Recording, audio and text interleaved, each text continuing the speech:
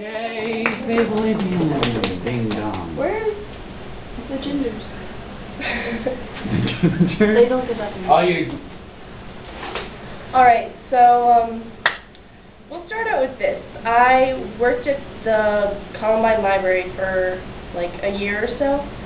And one day I'm, like, chugging along with my cart, you know, living life, and look over, there's this creepy dude in class, and he's looking at porn, and it's rather obscure porn that makes me very uncomfortable. So I stop and look at him with the screen like, really? Is that really happening?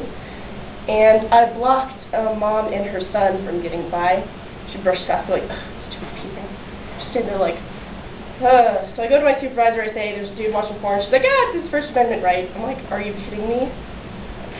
So this guy's watching porn at the same place where there were a ton of little kids and me, which was very uncomfortable. So it led me to start thinking about pornography, especially in the public sense.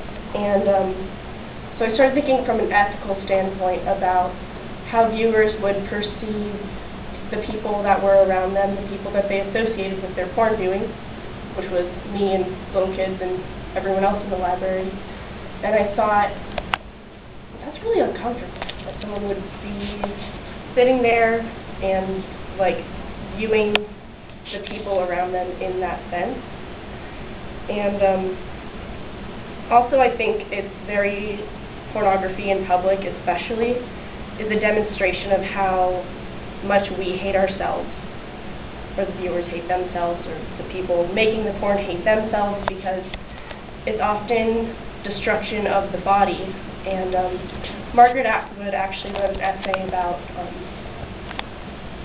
like the sexual education piece of porn and the hate piece of porn, and she thinks it's one of the manifestations of man's carnal hate for his own body, and I think that's rather unfortunate. And from like a human scientist standpoint, I worry a lot about the heightened sense of euphoria that people get when they're watching porn, and that some weird people get when they're watching porn in public. Then that worries me that actual sex will begin to lose its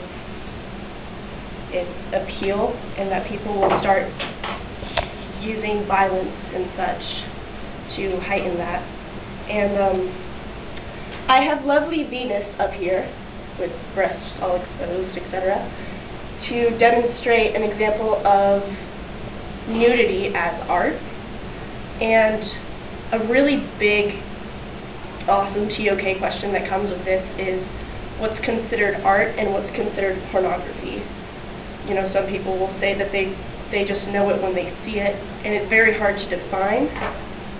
And personally, I've come to the consensus that any art that compromises the well-being of a human person is not art, because I don't think we should demolish people for art. I mean, art's really great, but people should not be demolished for it.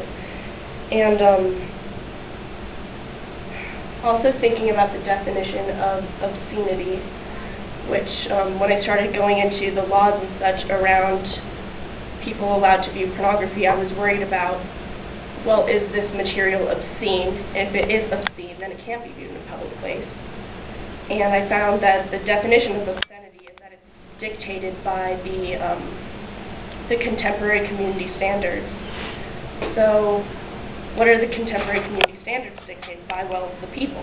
What are the people dictated by? Hopefully not porn, because then we'll just go into this spiraling cycle into being followed by the tolerance of porn, basically. I mean, after a while, looking at Venus in all of her glory kind of loses its value. I mean, make it one is a big deal, but when it's porn and then it gets like explicit porn, violent porn even, people start to lose that shock value, which is a very scary thing to have in a human being. So, I have these bands that I think we're passed around, or are being passed around somewhere.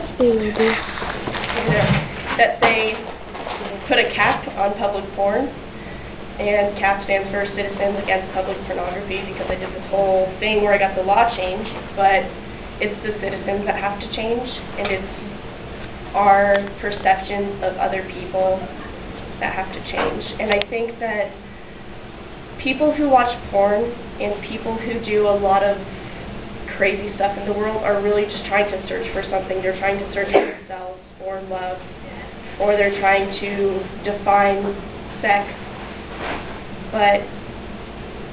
and they're trying to find intimacy. But the irony of porn is that once you build that tolerance, it'll be really hard for people to be really intimate because of